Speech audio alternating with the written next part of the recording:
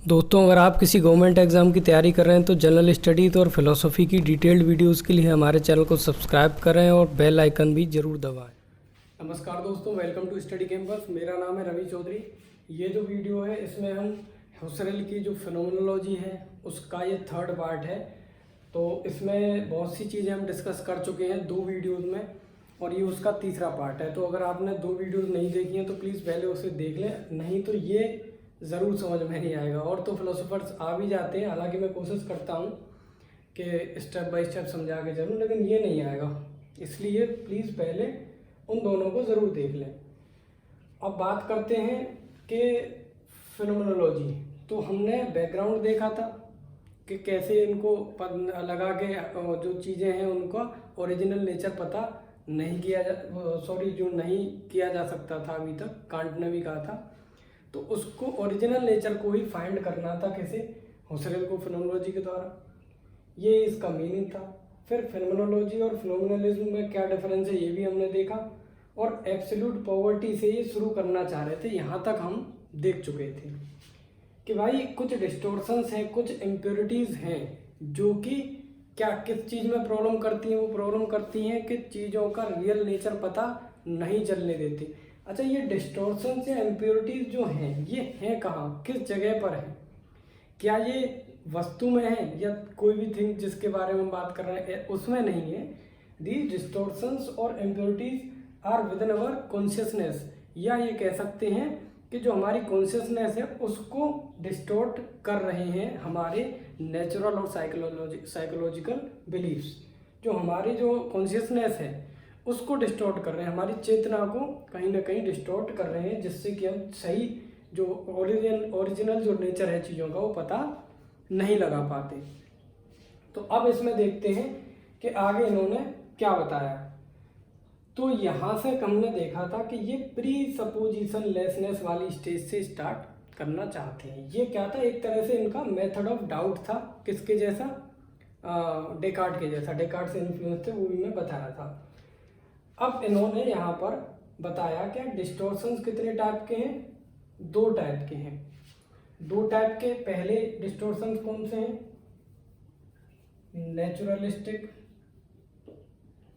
Naturalistic या कह सकते हैं आप कि नेचुरल बिलीफ्स। ठीक है, नेचुरल बिलीफ्स कह सकते हैं, नेचुरलिस्टिक डिस्टोर्शंस बोल सकते हैं। सेकंड वाले जो थे ये कौन से थे? साइकोलॉजिकल।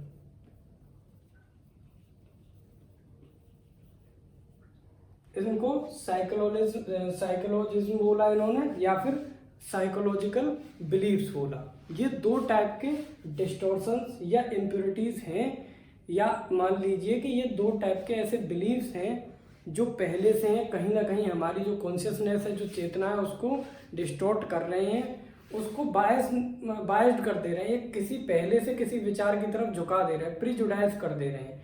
तो हम चीज़ों का रियल नेचर इसकी वजह से नहीं जान पा रहे हैं, इन दोनों की वजह से। ये नेचुरल बिलीफ्स और ये साइकोलॉजिकल बिलीफ्स हो गए। किसी चीज़ के बारे में साइकोलॉजिकल धारणा है और ये नेचुरल बिलीफ। या नेचुरल बिलीफ में नेचर के लॉज वगैरह जितने भी हैं वो ले लीजिए। और जो नेचुरल, अच्छा, जैसे जो साइंटिफिक थ्योरीज हैं, साइंटिफिक या मेटाफिजिकल थ्योरीज जितनी भी हैं वो उनको भी ये अभी फिलहाल नहीं मानेंगे। ठीक है, क्योंकि वो भी कहीं ना कहीं हमको क्या है, वो भी इम्प्योरिटीज़ की तरह देख रहे हैं कि पहले से वो हमारे जो बिलीफ्स हैं उनको, हमारी जो कॉन्शियसनेस है उसे डिस्टॉर्ट कर रहे हैं। साइकोलॉजिकल बिलीफ्स को ये इनके न मानने का एक रीज़न समझिए। ये कहते हैं कि दैट साइकोलॉजी जो है it treats consciousness as mental state. Consciousness को क्या बताती है? साइकोलॉजी कहती है कि कॉन्शियसनेस या जो हमारी चेतना है वो एक मेंटल स्टेट है, and that mental state is continuously changing. जो मेंटल स्टेट है वो लगातार चेंज हो रही है। तो आप खुद बताइए कि the mental state which is itself continuously changing can it give universal knowledge? No, universal knowledge वो नहीं दे सकती है जो पहले से खुद ही चेंज हो रही है। ये सब कुछ मैं नहीं कह रहा हूँ, ये जो कुछ भी कह रहे हैं ये हुसरैल बोल रहे हैं, ठीक है। आप ये मत सोचना कि मैं कह रहा हूँ कि वो साइकोलॉजिकल स्टेट है और चेंज हो रही है। ये जो कुछ भी कह रहे हैं ये कह रहे हैं, मैं तो बस आपको बता रहा हूँ। तो साइकोलॉजिकल जो स्टेट वाली बात बताई ना कि मेंटल स्टेट है वो कंटिन्यूसली चेंज हो रही है, तो उससे यूनिवर्सल नॉलेज नहीं मिल सकती। That will lead us to scepticism because of relativity of knowledge. वो क्या करेगी कि क्या यूनिवर्सल नॉलेज देगी? नहीं देगी, रिलेटिव नॉलेज मिलेगी। और रिलेटिव नॉलेज जहाँ मिलेगी तो किसकी तरफ आगे बढ़ेंगे? स्केप्टिसिज्म की तरफ, संशयवाद की तरफ आगे बढ़ेंगे। कुल मिलाकर हमें ये याद रखना है यहाँ के लिए, क्योंकि आंसर में इतना ही लिखना होगा कि जो साइकोलॉजिकल बिलीफ्स हैं उनको भी झूठ नहीं कहते हैं, उनको भी क्या बताते हैं? डिस्टॉर्शन से इम्प्योरिटीज बताते हैं, ठीक है। अभी आगे चल तो ये क्या कहते हैं? दैट बोथ दीज डिस्टॉर्शंस और impurities are distorting my consciousness, कि ये दोनों के दोनों मेरी जो चेतना है उसे डिस्टॉर्ट कर रहे हैं, उसे कहीं ना कहीं उसको विसंगत कर रहे हैं, जिससे कि वो सही नेचर नहीं जान पा रही चीज़ों का। देखिए ये जो कुछ चैप्टर्स हैं उनमें बार बार चीज़ें रिपीट करनी पड़ती हैं। मैं भी जानता हूँ कि बहुत सी चीज़ें रिपीट हो जाती हैं, पहले भी 2 वीडियोज़ में करा चुका हूँ, लेकिन कुछ टॉपिक मैं नहीं चाहता कि मुझे आपको कमेंट्स में आंसर लिख के देने पड़े, उसमें बड़ी प्रॉब्लम होती है। और लंबा लिखूँ, इतना टाइम में तो आदमी और कुछ कर सकता है। फिर भी जो आपके जो रीजनेबल डाउट्स होंगे मैं ज़रूर बताऊंगा, कमेंट आप खूब करिए, पूछिए। पर मैं कोशिश ये करता हूँ कि ना आपका समय बर्बाद हो कमेंट्स पूछने में, ना ही मेरा हो। तो यहीं पर ज़्यादा समझ में आ जाए तो अच्छा है। इसको देखने के बाद आप कोई अच्छी बुक पढ़ोगे, कुछ और अच्छा मैटर पढ़ोगे, तो मैं मानता हूँ कि वो पूरा का पूरा आपको बहुत अच्छी तरह समझ में आता है, जब ही मेरा फ़ायदा है पढ़ाने का। दोस्तों हाँ, एक चीज़ और, वीडियो पसंद आती है तो लाइक कमेंट ज़रूर किया कीजिए, अपना रिव्यू दिया करो जैसा भी हो, अच्छा बुरा, और वीडियोस को शेयर किया करो। जीएस की भी वीडियोस डाल रहा हूँ मैं, और जो डिस्क्रिप्शन बॉक्स है उसमें टेलीग्राम और फेसबुक ग्रुप का मैंने लिंक दे रखा है, आप उन दोनों को ज्वाइन कर लीजिए, आपको कुछ ना कुछ बेनिफिट ही मिलेगा। तो बात करते हैं आगे। ये कहते हैं कि भाई ये दोनों जो डिस्टॉर्शंस हैं ये कॉन्शियसनेस को क्या कर रहे हैं? डिस्टॉर्ट कर रहे हैं। किसकी कॉन्शियसनेस को? मेरी कॉन्शियसनेस को, मतलब जो इंडिविजुअल है, जो कि पता लगाना चाह रहा है कि चीज़ों का रियल नेचर क्या है, उसकी कॉन्शियसनेस को। कुछ इंटरनली मेरी कॉन्शियसनेस को डिस्टॉर्ट कर रहे हैं, कुछ एक्सटर्नली। एक्सटर्नली आप खुद सोच के देखिए कौन करेंगे? Naturalistic belief. और इंटरनली डिस्टॉर्ट कौन करेगा? मेरी साइकोलॉजी, मेरी साइकोलॉजिकल बिलीव्स, ठीक है। अब ये कहते हैं कि I have to remove both these impurities by a method. तो उसके लिए एक मेथड निकाला है इन्होंने इन दोनों को रिमूव करने का, और उस मेथड का जो नाम बताया इन्होंने वो बताया फिनोमेनोलॉजिकल रिडक्शन या फिनोमेनोलॉजिकल मेथड। ये याद रखना, फिनोमेनोलॉजिकल मेथड या फिनोमेनोलॉजिकल रिडक्शन, ये दोनों एक ही चीज़ है, ये इसी के अलग अलग नाम हैं। जो रिडक्शन है इसमें ये करेंगे क्या? रिडक्शन का मतलब ये जो डिस्टॉर्शन है उनको धीरे धीरे एक एक करके रिड्यूस ही तो कर रहे हैं, कम करते चले जा रहे हैं, इसीलिए इसका नाम दिया रिडक्शन। अब इसमें क्या है, थोड़ा इस मेथड के बारे में समझिए। ये जो मेथड है it is nothing but a priori and intuitive investigation of the phenomena और the true nature of a thing. कोई चीज़ है उसके ट्रू नेचर का a priori and intuitive investigation है, दैट मीन्स मेडिटेशन। तो मेडिटेशन ही है ये। इसमें अब जो हम आगे जितना भी पढ़ेंगे, अब मान के चलो ये सारा कुछ क्या है? मेडिटेशन है। अब खुद सोचो, ये मेडिटेशन के बारे में पढ़ रहे हैं तो यहाँ पर थोड़ा कंसंट्रेशन लेवल ज़्यादा होना पड़ेगा, समझने में भी दिक्कत आएगी, क्योंकि यहाँ तो मेडिटेशन के लेवल की बातें चलेंगी। तो मेडिटेशन है, फिलहाल इतना इसको याद रखना, मैं पहले भी बता चुका हूँ। अब ये जो मेथड है इसमें इस चीज़ को जरूर ध्यान रखना जो बताने जा रहा हूँ। ये कहते हैं कि that phenomenological method has two organic movements. इसमें कहते हैं कि ये जो फिनोमेनोलॉजिकल मेथड है या जो भी ये आगे प्रोसेस है, ये क्या है? मेथड या प्रोसेस, मान लो कि ये प्रोसेस है। कैसा प्रोसेस है? That occurs in to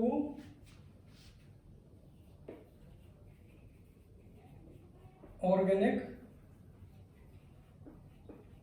movements. ठीक है, दो ऑर्गेनिक मूवमेंट्स हैं जिनमें ये होता है या जिसके थ्रू ये होता है। आप ये मान के चलिए कि जो मेडिटेशन हम करेंगे तो वो भी कहीं ना कहीं एक तरह से दो स्टेजेस में करेंगे। हालांकि इनको स्टेजेस हम नहीं बोल सकते because they happen immediately after, immediately आ जाता है दूसरी, इसलिए इसको प्रॉपरली हम स्टेज नहीं बोलेंगे। लेकिन फिर भी आप इतना याद रखिए कि ये क्या है, ऑर्गेनिक मूवमेंट्स हैं, स्टेज की तरह हैं। लेकिन एग्जाम में स्टेज मत लिखना, समझने के लिए आप स्टेज लिख लो। अब इसमें और आप सरल यहाँ से भी समझ सकते हो, जैसे योग जो दर्शन है इंडियन फिलोसफी की अगर बात करें तो वहाँ पर भी देखा आपने जो उसमें बताया संप्रत्यय, प्रत्याहार, ये तरह तरह की चीज़ें बताई हैं। तो ऐसे आप समझ लीजिए कि ये क्या है, एक तरह से स्टेज है, जिसमें से कि जो पहली स्टेज है वो क्या है, एपोकी है। ठीक है, पहली स्टेज एपोकी है। और जो सेकंड स्टेज या सेकंड मूवमेंट है वो है रिडक्शन प्रॉपर या साइकोलॉजिज्म। ठीक है, ये याद रखना है। सेकंड स्टेज क्या है, रिडक्शन प्रॉपर। पहली स्टेज देखते हैं, इसको ध्यान से समझना थोड़ा सा, और अगर समझ में ना आए तो दोबारा फिर देख लेना, क्योंकि 2-3 बार में ही समझ में आएगी। तो एपोकी का मतलब क्या होता है कि डिस्कनेक्टिंग फ्रॉम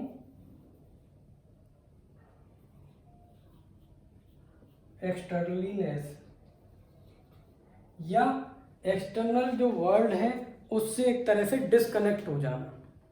अब डिस्कनेक्ट होने का यहाँ पर क्या मतलब है कि भाई जो भी मेरे जो बिलीव्स हैं, चाहे वो नेचुरल बिलीव्स हों, चाहे कुछ साइकोलॉजिकल बिलीव्स हों। अच्छा, एक चीज़ और याद रखिए कि जब कभी भी मेडिटेशन की जाती है तो आपको बताइए वो किसी न किसी ऑब्जेक्ट को ध्यान में रखते हुए की जाती है। तो मान लीजिए कि मैं इस ऑब्जेक्ट पे मेडिटेशन कर रहा हूँ, मैं इसका रियल नेचर पता लगाना चाह रहा हूँ कि यार इसका ट्रू नेचर, ओरिजिनल नेचर क्या है। तो इससे रिलेटेड मेरी जो भी पहले से बिलीव्स हैं उन बिलीव्स को मैं डिस्कनेक्ट हो जाता हूँ उनसे। इनका कहने का एपोकी का मतलब क्या है, उसको डिस्कनेक्ट हो जाना, या अगर प्रॉपर वर्ड बोले तो bracketing, bracketing from the believes. Bracketing का मतलब देखा जो मैथ्स में ब्रैकेट करते हैं, कि ब्रैकेट कर दिया, अंदर की चीज पे ध्यान दिया, बाहर से कोई मतलब ही नहीं है। तो इसमें यही है कि जो भी बिलीव्स हैं, जो भी चाहे नेचुरल बिलीव्स हो या साइकोलॉजिकल बिलीव्स हो, इस चीज़ के लिए जिस पर हम मेडिटेशन कर रहे हैं उनसे डिस्कनेक्ट हो जाना। डिस्कनेक्ट होने से फायदा क्या होता है, डिस्कनेक्ट हो जाने को ही या ब्रैकेटिंग को ही या कहते हैं कि सेटिंग असाइड, एक तरह से साइड में रख देना। कहते हैं ना कि यार अपने जो विचार हैं उनको साइड में रख दो, मतलब बात समझो उसका कि उनको यहाँ पर इन्वॉल्व नहीं करना है, उसी को बोला गया है ब्रैकेटिंग या एपोकी।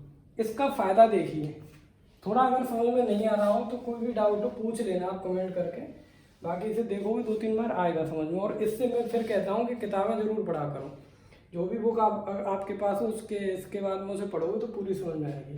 तो एपोकी का मतलब है डिस्कनेक्टेड। अब डिस्कनेक्ट होने से फ़ायदा क्या रहा, जैसे ही हम, आप खुद सोचिए, हम इस ऑब्जेक्ट पर मेडिटेशन कर रहे हैं और जो एक्सटर्नलीनेस है, जो एक्सटर्नल वर्ल्ड है, उससे हम अचानक से डिस्कनेक्ट हो जाते हैं और आंख बंद करके नॉर्मली करते हैं मेडिटेशन। तो होगा क्या कि तुरंत जैसे ही हम डिस्कनेक्ट होंगे हम इंटरनल ओरिएंटेड हो जाएंगे। क्या हो जाएगा, डिस्कनेक्ट होते ही यहाँ पर इंटरनल ओरिएंटेड हो जाएंगे कि नहीं, बिल्कुल हो जाएंगे। फिर क्या है कि सिर्फ और सिर्फ अंदर की बात रहेगी। आप नहीं तो खुद मेडिटेशन करके देखो 2-4 मिनट, खुद समझ जाओगे। जैसे ही आपको लगेगा कि यार बाहर के वर्ड से कट ऑफ हो जाते हैं तो इंटरनलीनेस हो जाती है, हम सीधे सीधे अंदर की सिर्फ बात पे ध्यान देंगे, बाहर की पे कोई ध्यान अब नहीं जाएगा। तो ये था दोस्तों एपोकी। ठीक है, कोई भी समझने में दिक्कत हो तो पूछ लेना, और दिक्कत हो भी सकती है, सबको होती है, लेकिन आ जाएगा समझ में। लेकिन अब ये क्या कहते हैं कि अभी भी जो हमारी कॉन्शियसनेस है वो प्योर नहीं हुई है। अभी भी हम चीज़ों का रियल नेचर नहीं जान पाए हैं।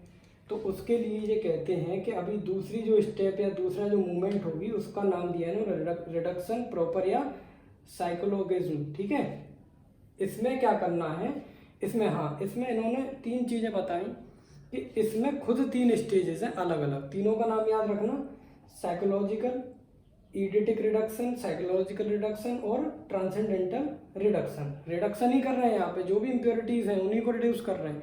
जब इम्प्योरिटीज़ हटती जाएंगी कॉन्शियसनेस से, बिल्कुल पूरी की पूरी इम्प्योरिटीज़ हट जाएंगी तो ओरिजिनल नेचर पता चल ही जाएगा।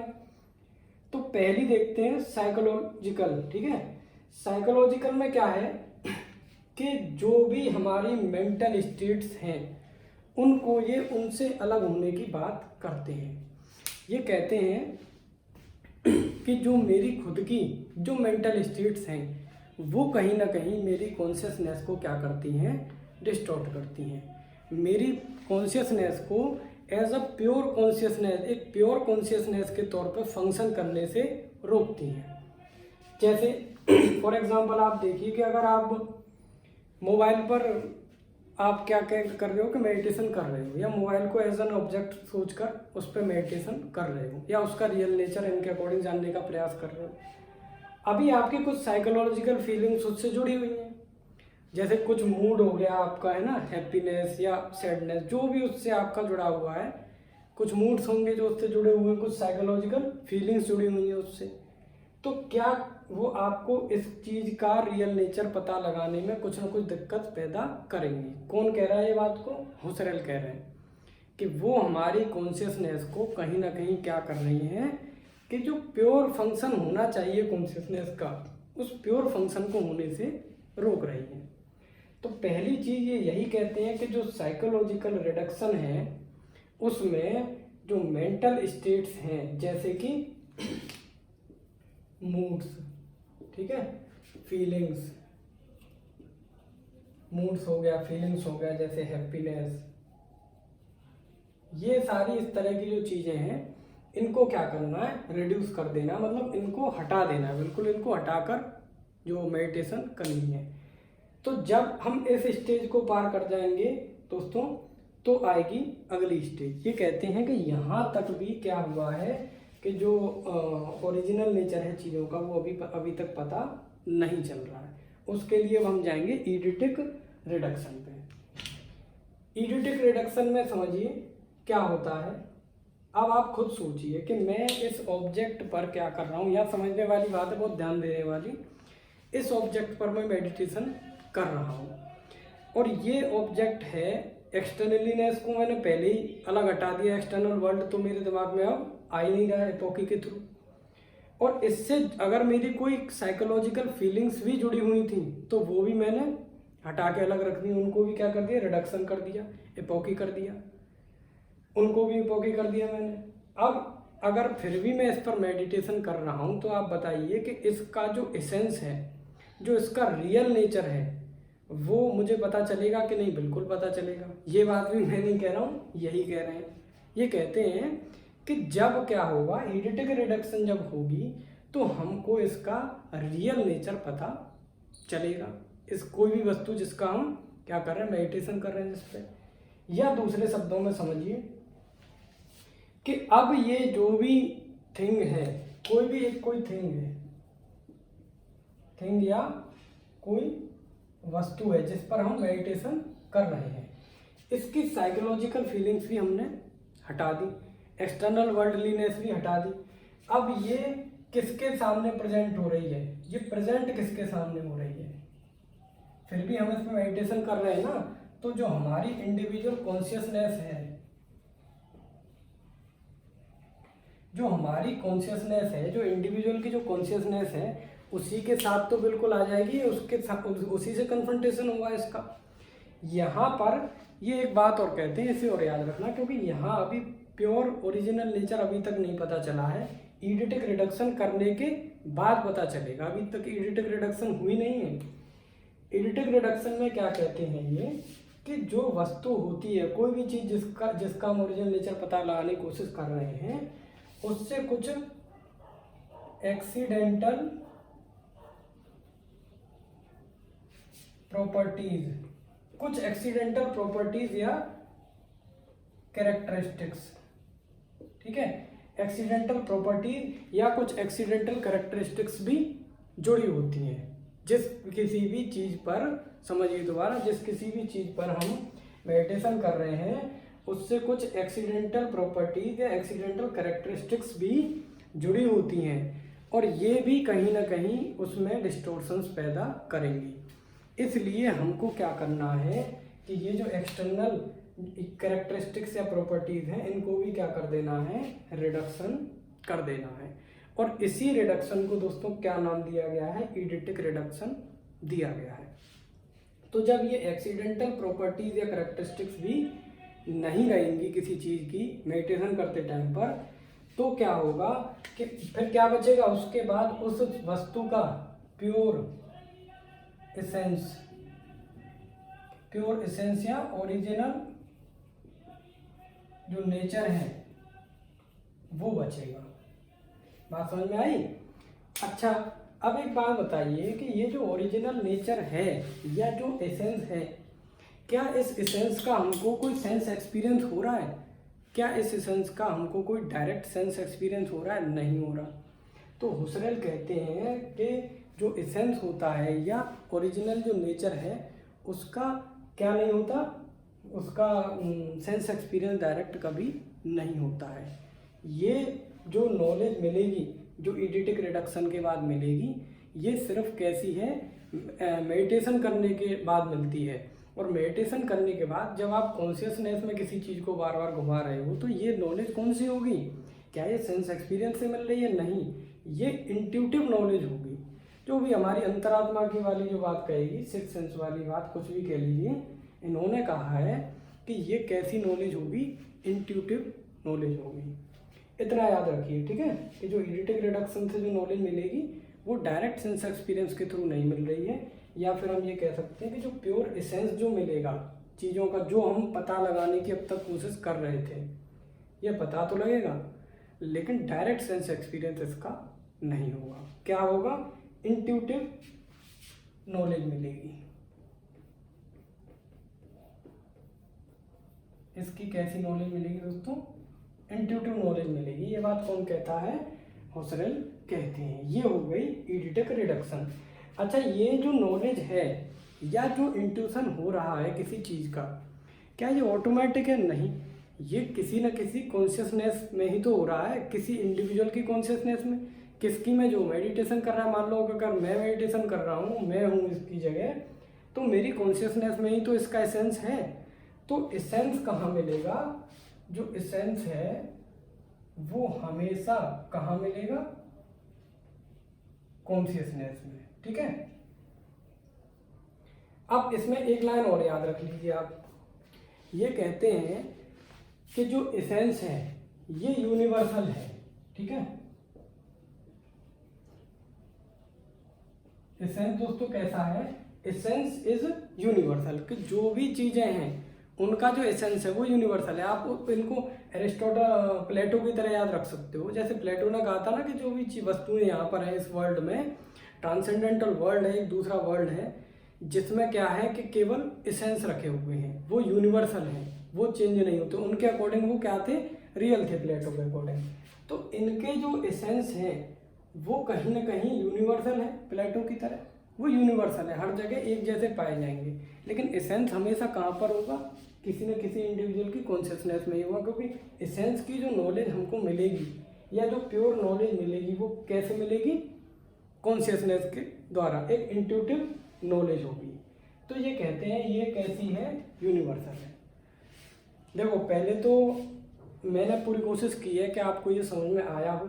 इतनी देर जो मैंने दी है ये इतने लायक हालांकि टॉपिक था नहीं, मैं जल्दी से एक लाइन में बिना रिपीट किए भी निकल सकता था, पर फिर भी मैंने कोशिश की। मुझे लगता है कि यहाँ दिक्कत ज़रूर होती है। फिर भी अगर आपको कोई डाउट है तो ज़रूर पूछना, मैं उसे अच्छे से आपको बताऊंगा, चाहे कितना भी लंबा क्यों न लिखना पड़े। यहाँ पर बात समझिए, तो एसेंस को इन्होंने दोस्तों कैसा बताया कि ये यूनिवर्सल तो है, लेकिन ये इन्होंने रियल नहीं माने। रियल क्यों नहीं माने? Because Husserl says that though the essence are universal but they are not independent of consciousness, they are not independent of any individual's consciousness. बिना कॉन्शियसनेस के क्या एसेंस मिलेगा? नहीं मिलेगा, क्योंकि एसेंस तो इंट्यूटिव नॉलेज से मिल रहा है ना। अब इंट्यूटिव नॉलेज कहीं ना कहीं हो रही होगी, इंट्यूशन कहाँ होगा? कॉन्शियसनेस में होगा। तो हमेशा जो एसेंस मिलेगा किसी न किसी की कॉन्शियसनेस में मिलेगा।